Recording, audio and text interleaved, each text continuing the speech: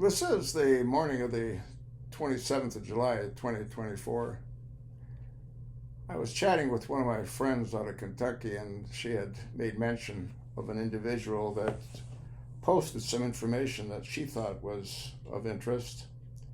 I went ahead and I did a search on the individual, and I came up with this 26-minute and 53-second clip. Now, I watched it for about a minute, and I thought it was probably worthwhile to let you folks see it through its entirety. So let's sit back and have a listen. It's up on BoobTube. I'll do my best to get rid of any ads as they pop up.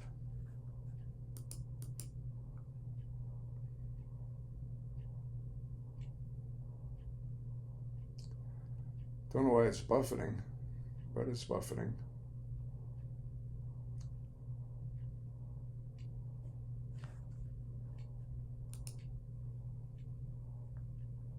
All right, welcome back everyone to another stream on this channel. This is just going to be a 5-minute recap of our 3-hour show earlier today, where me and a couple of friends discussed the possibilities and what could have actually went down on July 13 with the Trump attempted assassination. I'm going to try to keep this to 5 minutes, and we are going right into screen share. I'm actually going to share the entire screen because I'll have something else to show you guys then after. The other thing I want to do is turn on computer audio, share computer sound, just in case, even though I did mute most of the videos.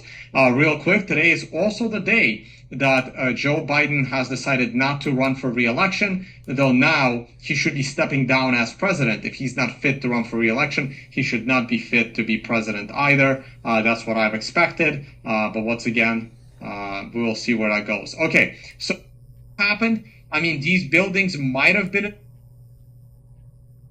I don't really want to call him by his real name. I don't want to bring him more attention. I'm going to refer to the shooter that was countershot by the Secret Service snipers as the Patsy. It shows the path of the Patsy, and I don't believe he's the one that was able to shoot off Trump's ear, but I'll get to that at the very end of this 5 minutes.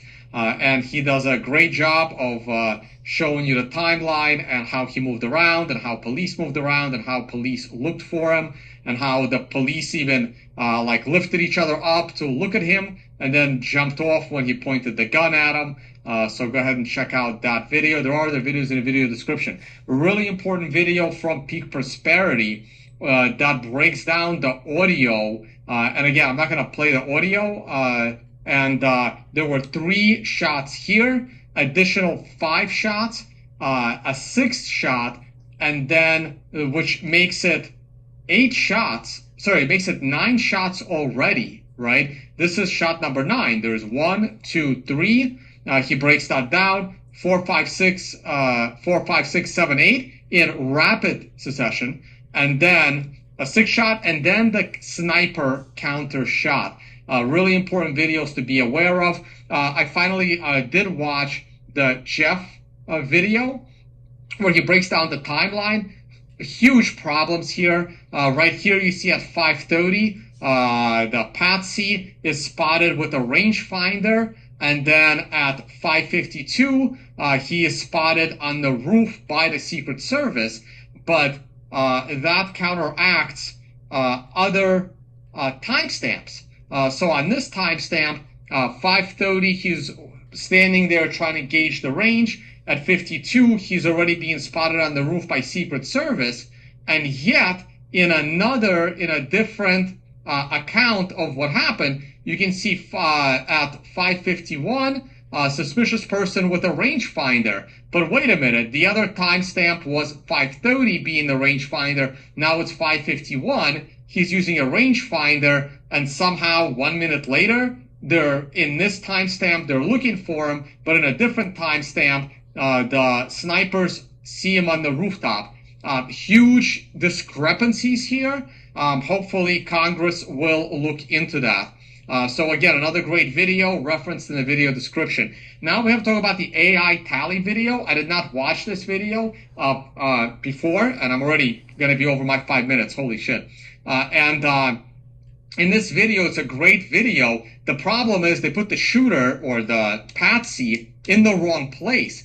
They have him on this edge of the rooftop, but as the next video points out, he's not here. He got shot way further down, and there's no way he had time to run all the way there. So this video breaks down that very, very likely, and it hypothesizes that the shooter was in the building behind them in a window. Okay, so that's what this video does, and it does a pretty damn good argument. I don't really want to call him by his real name. I don't want to bring him more attention. I'm going to refer to the shooter that was countershot. This real quick, and Redacted is one of the only videos I've seen so far to break this down, because it adds another element to this, where you'll see it right now coming up, and this is in normal speed. Maybe these are the videos I should have sped up. Right there, I'm going to pause that. So if this is where the patsy was shot, and this is where the patsy should have been in order to shoot Trump the way Trump got shot, the window right behind him is the perfect angle, but apparently so is the Butler Gymnasium that no one is discussing, and this is 400 yards away. And the 400 yards away was something that people talked about right away, about the gunshots being some gunshots and some bullets seem to be more conducive to a 400-yard shot versus just a 150-yard shot where the patsy was. Now, here is another video broken down by Redacted on the tower. You see a shadowy figure standing on top of the tower, and then as the shots start firing, you see him disappear right behind. So clearly this person was not laying down in shooting position, unless he's incredible in holding that gun, and boom, he's gone, and then he reappears again. The video is a little grainy. Maybe there is a technology that could do that. There were also, live interview accounts talking about someone on the tower, and that someone on the tower getting shot by some snipers. So again, a little shaky on the accounts. I don't know if I would trust these people, but something to consider.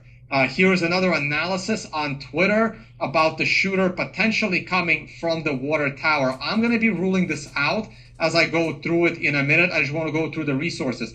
Here's another point. Trump is standing on the podium. These are the bleachers. Now, people got shot. I believe people got shot right here on this edge, and people got shot on a different edge. I'm not sure if it's on this rail on this side or that rail there. I have not spent enough time researching the trajectory of the bullets and how people were standing, the bystanders. I know one got killed, but a few others were wounded. Now, the shooter that everyone suspects was shot, the patsy was shot here. The AI tally video put the shooter here. The window was open right there, but what you don't see is the stuff in the background. There was another video. This is the Hag shot video that kind of debunked the fact that the shooter would have shot from here, because he would not have had the proper angle. Redacted had another great video about the communication breakdown, but these are failures in securing the site and managing the site. That's a very different thing. Also, keep an eye on this crazy lady right here, just instead of ducking, filming the event. So this is another good video to watch. Again, everything is referenced in the video description. And finally, these are another good video on the DEI insanity of the... he needs to stop with the but the information that he provides is pretty interesting.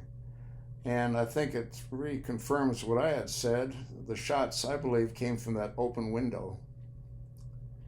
What's interesting as well, he shows you where those people that were shot stood or were before they got shot. And I don't see how, they're quite a distance away from where Trump is on the podium. Don't understand how they were hit. I'll attach the link. Look at it. Let me know what you think. And thanks for listening.